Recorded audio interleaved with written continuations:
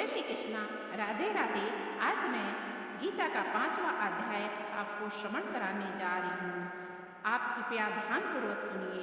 गीता का पाठ करने से पहले आपसे अनुरोध करना चाहती हैं, आपसे निवेदन करना चाहती हैं कि यदि आप हमारे हैं तो भी आप सब्सक्राइब करिए।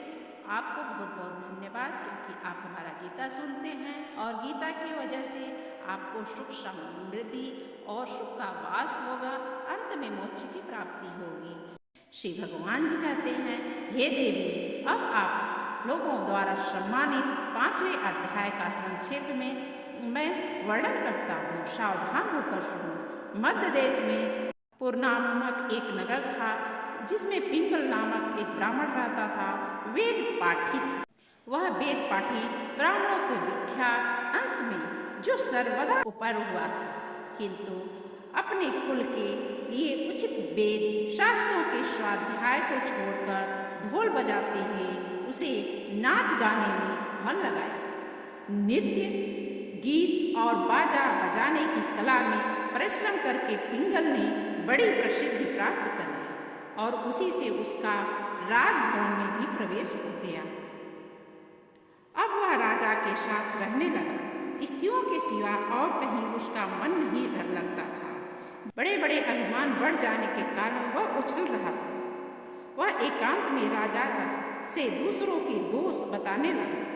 पिंगल की एक स्त्री थी जिसका नाम था अरुणा। वह नीच कुल में उत्पन्न हुई थी और कामी पुरुषों के साथ विहार करने की इच्छा से सदा उन्हीं की खोज में घुमा करती थी।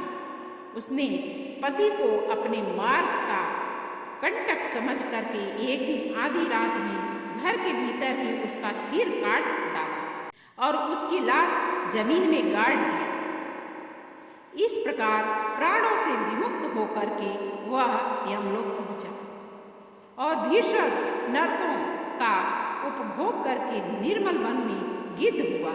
अरुणा भी भगंदर रोग से अपने सुंदर शरीर को त्याग कर घोर नरक भोगने के पश्चात उसी वन में सुखी हुई। एक दिन वह दाना चुगने की इच्छा से इधर उधर कूदती थी।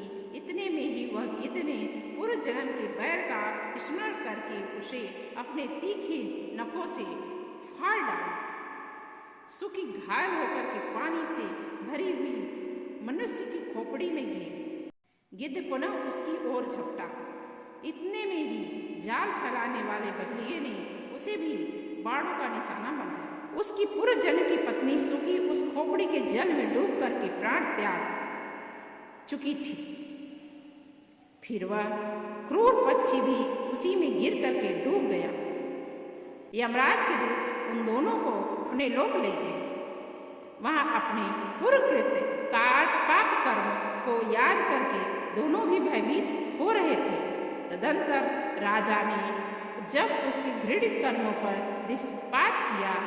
दृष्टिपात किया तब उन्हें मालूम हुआ कि मृत्यु लोक के समय अकस्मात खोपड़ी के जल में स्नान करने से इन दोनों का पाप नष्ट हो गया है।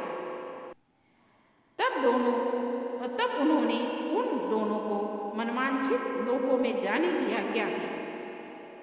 यह सुनकर के अपने पाप को याद करते हुए वे दोनों बड़े विस्मय में पड़े और पास जाकर के धर्मराज के चरणों में प्रणाम करके पूछने लगे, भगवान, हम दोनों ने पूर्व जन्म में अत्यंत घृणित पाप का संचय किया था, फिर हमें मनवांछित लोकों में भेजने का कारण क्या है?